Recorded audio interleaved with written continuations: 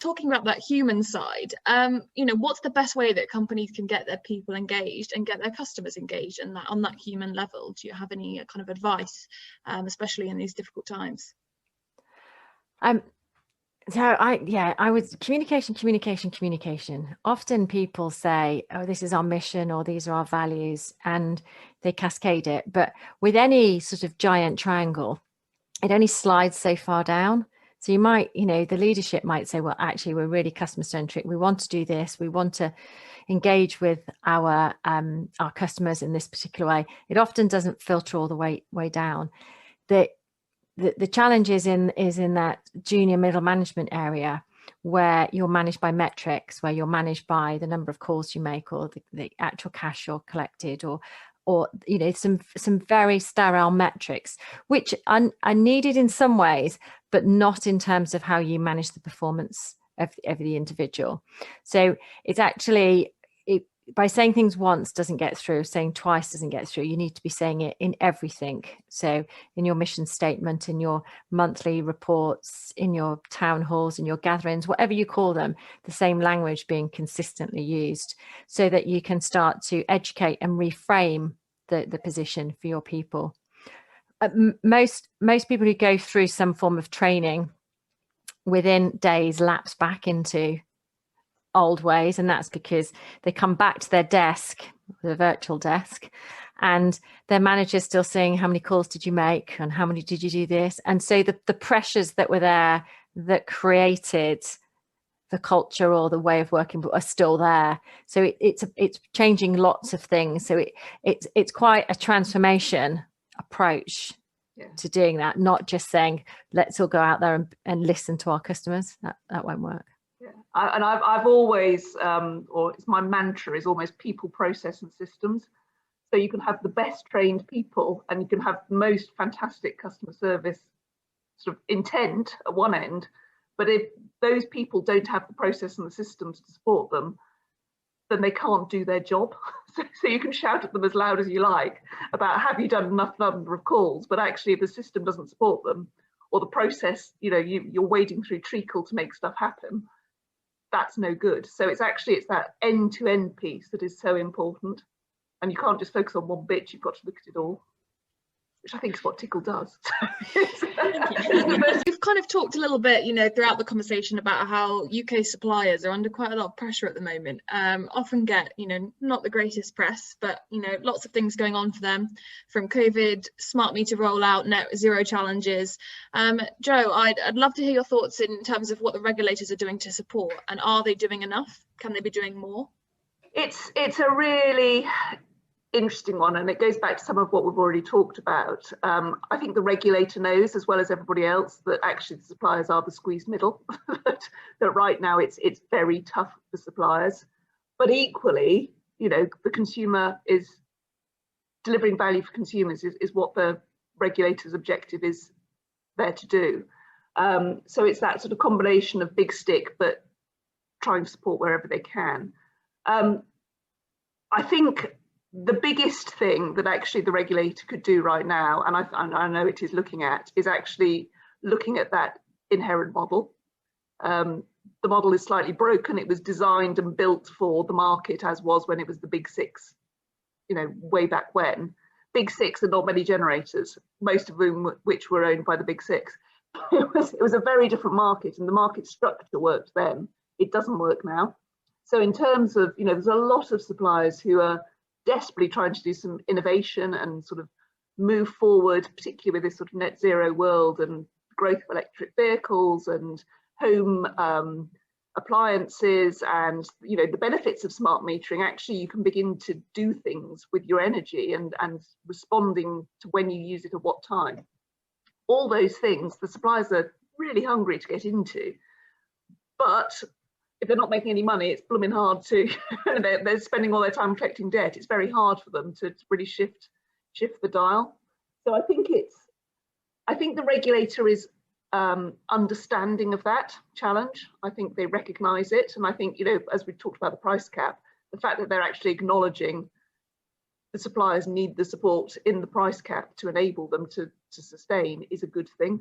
But there is no doubt that the suppliers are under a lot of pressure, and that comes from both the sort of the market structure, the response of COVID, but also the regulator, you know, waving the big stick. But I think fundamentally, it's if we can shift the market structure, then actually the world will be a more competitive and actually better for the consumer ultimately. I always come back to the fact that none of us are really that interested by turning the lights on and off. You know, we take electricity and gas for granted. You know, that's our right. But actually, the clever stuff is when you start getting into the how you use it, when you use it, how you save it, and the cheapest energy is the stuff you don't use. You know, that's the piece that I think is, you know, it's giving suppliers enough headroom to get into that space, and then the consumers will really benefit. I'd like to see maybe the regulator and probably suppliers take a more encouraging, maybe it is behavioural economic approach with the consumers. So if I'm unable to afford energy, what can I do? Where's my accountability to try and reduce my consumption as well? And having done some work in water, I felt that the water companies have certainly been a bit better with this in terms of engaging with the customers about things they can do to reduce their water. And we all know this, you know, things like if I've got my TV on standby and I don't switch it off, actually that's costing me.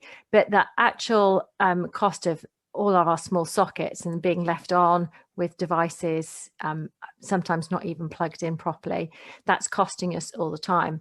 And so I think, you know, there's a whole piece there that could be done on raising awareness to as a consumer to responsibly get my consumption down. That will help with affordability. I'll have, you know, I'll be able to afford bills. So that could help get debt down, but that's also then going to, whilst it is going to reduce, you know, demand and volume, actually what is going to be billed is going to get paid. So it's got to be better for the suppliers in the long run. But it's also then going to contribute towards, you know, the national and global consumption. We're taking power that we don't need. We're generating power that we don't need. And I've been doing a little bit of work in an advisory capacity with a company called Measurable. And they have got smart sockets with machine learning technology that understands how the power sockets are used in a building. We've got a number of trials running now and some really good output from that. But in sort of a commercial building, you can imagine what's that like at night when everybody goes home and the monitors are left on and that kind of thing. So pre-COVID, they were looking at being able to save 40% of small socket power. So that's quite a huge amount, and I can see that in the long term that being rolled out to domestic as well.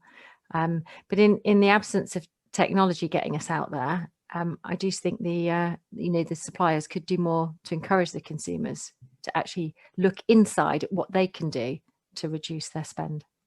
Yeah, I totally agree, and it's interesting. I mean, I used to work for in an energy capacity, but I was Mighty, which was a large facilities management company. And just picking up on Hayley's point, the businesses, the large corporates are so far ahead in terms of, you know, if you're in an office at night, if nobody's moved, and the lights go out, and the temperature is controlled by the number of bodies and the number of footfall coming through the front door at the beginning, and the building is intelligently controlled by a building management system.